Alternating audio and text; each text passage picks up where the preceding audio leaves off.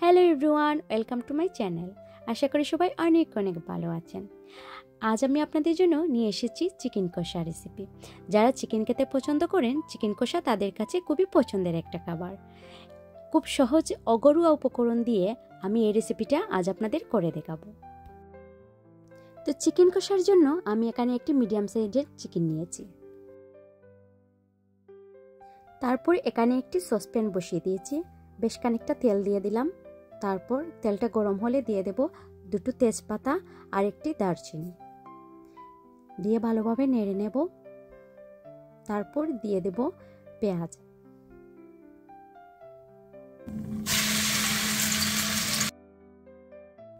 আমি এখানে দুটো পেঁয়াজ আর একটি বড় সাইজের রসুন পেস্ট করে নিয়েছি।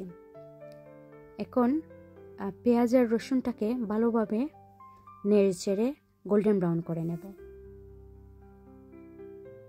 এই তো আমার গোল্ডেন ব্রাউন হয়ে গিয়েছে। এখন আমি দিয়ে দেব 1 টিস্পুন আদা পেস্ট আর দিয়ে দেব 2 স্পুন লেমন জুস। তারপর দিয়ে দেব 2 টিস্পুন কারি পাউডার, 2 টিস্পুন ধনিয়া পাউডার,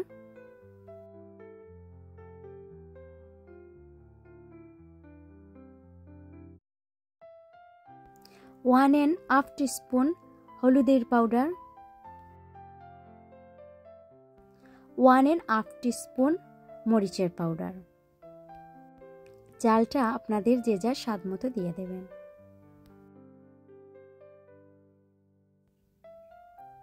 তারপর দিয়ে দেব 2 টিস্পুন জিরা পাউডার। তারপর এটাকে ভালো করে মিক্স করে দিয়ে দেব 2 টিস্পুন টমেটো পিউরি। আবার একটু মিক্স করার পর তারপর একটু পানি দিয়ে স্বাদ মতো লবণটা দিয়ে দেব। লবণটার পরিমাণ আমি এখানে বললাম না, আপনাদের যার যার স্বাদ অনুযায়ী দিয়ে দেবেন। তারপর ভালোভাবে নেড়ে চেড়ে ঢেকে রাখবো 2 থেকে 3 মিনিটের মতো। 3 মিনিট পর আবারও ফিরে এলাম। দেখতে পাচ্ছেন মশলার তেলটা উপরে উঠে গিয়েছে। এখন আমি কেটে রাখা মাংসটা দিয়ে দেব।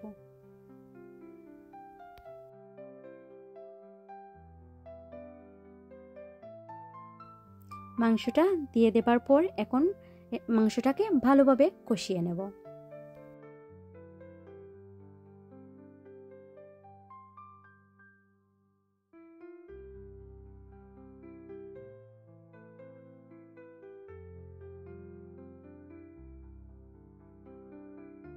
মাংসটা আমার খুব সুন্দরভাবে কষানো হয়ে গিয়েছে। এখন আমি এটাকে 10 মিনিটের মতো ঢেকে রাখবো। 10 মিনিট পর আবারও ফিরে এলাম। দেখতেই পাচ্ছেন তেলটা উপরে উঠে গিয়েছে।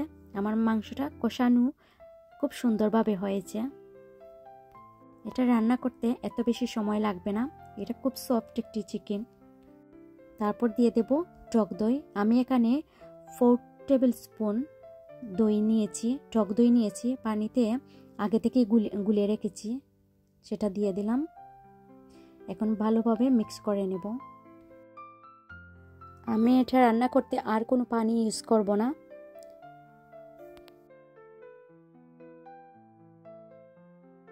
দেখতেই পাচ্ছেন আমার মিক্স করা হয়ে গিয়েছে। এখন আমি আবারও 10 মিনিটের মতো ঢেকে রাখবো।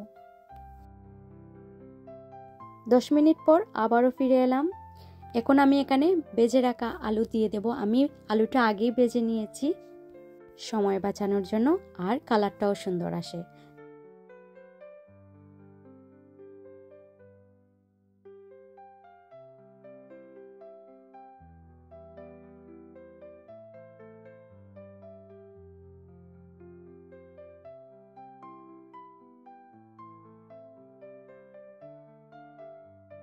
কিছুক্ষণ নেড়ে চেড়ে আবারও 5 মিনিটের মতো ঢেকে রাখবো।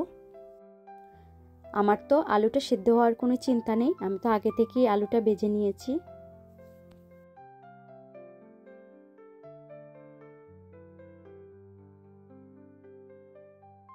পাঁচ মিনিট পর আবারও ফিরে এলাম। দেখতেই পাচ্ছেন আমার রান্না প্রায় কমপ্লিট।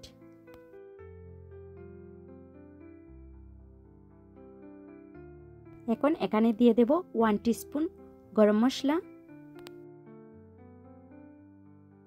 দেখলেন তো কত সহজেই আমার এই চিকেন কষাটা রেডি হয়ে গেল, আর ঘরোয়া উপকরণ দিয়ে।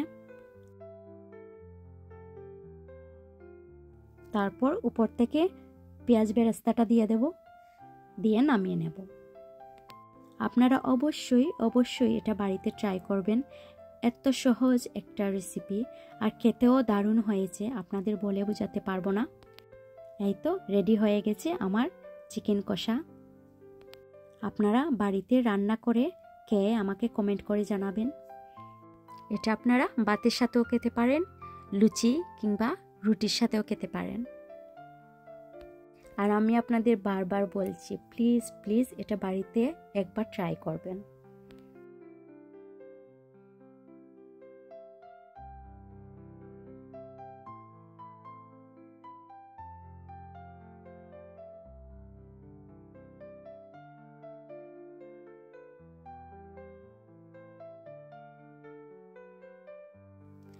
আমার চ্যানেলটা এখনো যারা সাবস্ক্রাইব করেননি, প্লিজ আমার চ্যানেলটা সাবস্ক্রাইব করে দিবেন।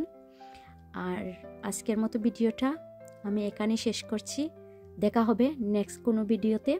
সবাই ভালো থাকবেন, সুস্থ থাকবেন। Bye bye.